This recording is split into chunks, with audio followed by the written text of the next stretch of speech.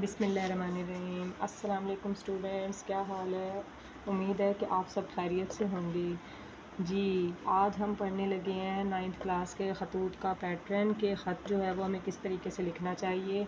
तो ख़त लिखने के लिए जो है सबसे पहले ख़त जिसके नाम हमने लिखना है उसका नाम और फिर जिस मकसद के लिए हम लिख रहे हैं उसकी बात करेंगे। अब पैटर्न में हम सबसे पहले बात करेंगे कि सबसे पहले जो है यहाँ पे आएगा इम्तहानी मरकज़। आप लोगों को इसके साथ बताती चलूँ कि इम्तहानी मरकज़ के आगे जो है वो कोमा लगाया जाता है और हमेशा जो है खुश ख़त राइटिंग में लिखना चाहिए। इसके बाद सेकंड पे हमारे पास आती है डेट। जैसा कि आज डेट है 15 मई यानी कि 15 मई 2026।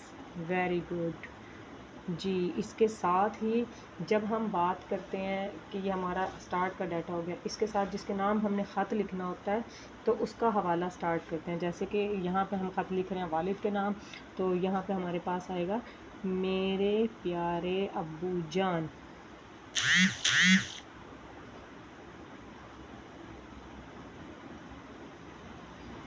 अच्छा, इसमें मैं आपको एक बात मज़ीद बता दूं कि जिसके नाम भी हमने यहाँ पे ख़त लिखना होता है उसको हम शो करते हैं। अब सपोज़ आपके ये तो आपका पहला ख़त है ना, इसी तरह आपकी बुक के अंदर जो है ख़त नंबर 8 जैसे कि हमसाए के नाम ख़त आ रहा है तो उसमें जो है हम इस किस्म के अल्फाज को स्किप करके इसके लिए जो है मुकर्मी या मोहतरम या जनाब इस किस्म के अल्फाज इस्तेमाल करते हैं। जैसे कि किसी का भी नाम ले लेते हैं, मुकर्मी जनाब अली साहब हैं या एनीवन कोई भी हो सकता है। तो जैसे कि वालिद के नाम था तो इसलिए हम शो करेंगे पूरा इसको मेरे प्यारे अब्बू जान।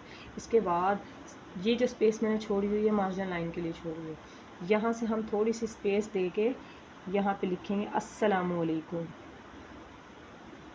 जी, आपको जो ख़त का पैटर्न बताया जा रहा है वो अकॉर्डिंग टू बोर्ड है। अगर आप जो है इसको फॉलो करते हैं तो इंशाल्लाह अल्लाह के हुक्म से अगर आप कोई इमला की भी गलती नहीं करते तो आपके फुल मार्क्स जो हैं वो आने के 100% चांसेस हैं।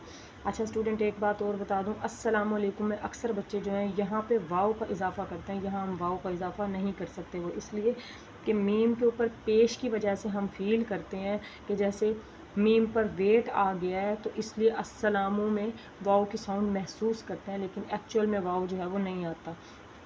तो इससे आगे फिर जब हम ख़त को स्टार्ट करते हैं तो इसको हम एज़ यूजुअल यानी कि सादा वर्डिंग से भी शुरू कर सकते हैं, बिल्कुल सादा जुमलों से। जैसे कि उम्मीद है कि आप खैरियत से होंगे।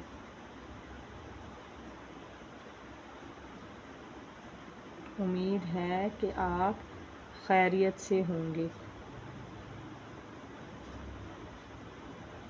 अच्छा, इसमें अक्सर बच्चे जो हैं वो इमला की बेइंतहा मिस्टेक करते हैं, तो कुछ साथ साथ अल्फाज जो गाइड करती चलो खैरियत को अक्सर बच्चे जो हैं यहाँ पे या तो ये नहीं लगाते या यहाँ पे ये नहीं लगाते, तो काइंडली इस वर्ड को आपने तवज्जो से लिखना है।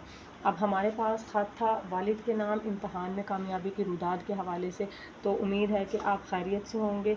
उसके बाद जो है सपोज़ जैसे कि आज 15 मई है तो आप आज के हवाले से लिखें या कल की डेट के हवाले से लिखें कि कल 14 मई थी, मेरे इम्तहान का दिन था, मैं इस तरीके से जो है वो स्कूल पहुंचा बड़ा खुशो खुरम।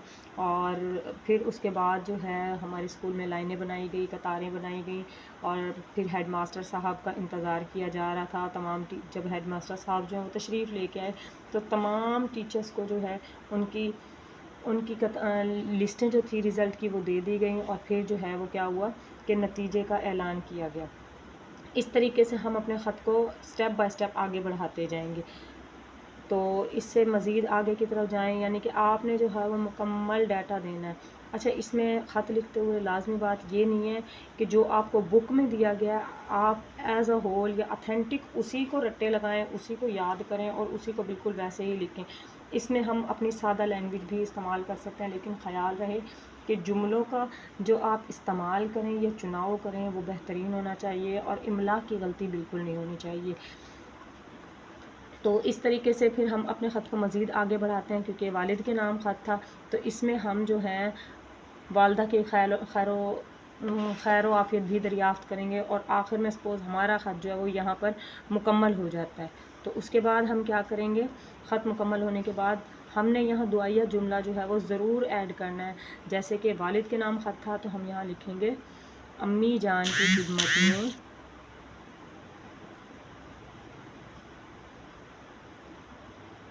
امی جان کی خدمت میں میرا سلام عرض کرنا.